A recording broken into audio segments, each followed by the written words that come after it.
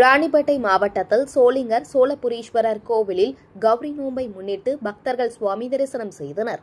ராணிப்பேட்டை மாவட்டம் சோளிங்கர் பஜார் தெருவில் அமைந்துள்ள சோழர் காலத்தில் கட்டப்பட்ட நூற்றாண்டுகள் பழமை வாய்ந்த அருள்மிகு ஸ்ரீ கனக குஜாம்பாள் சமேத சோழபுரீஸ்வரர் திருக்கோவிலில் கௌரி நோன்பை முன்னிட்டு சோழபுரீஸ்வரர் கனக குஜாம்பாள் மூலவர் உற்சவர் சுவாமிக்கு சிறப்பு பூஜை அலங்காரம் செய்யப்பட்டு மகா தீபாரதனைகள் நடைபெற்றது.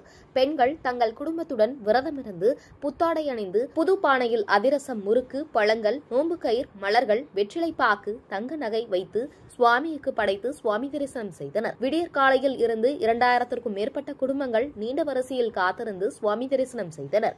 பக்தர்கள் அனைவருக்கும் பிரசாதம் வழங்கினார்கள். சோளிங்கர் மற்றும் சுற்றுப்பகுதியில் இருந்து திரளான பக்தர்கள் கலந்து கொண்டனர்.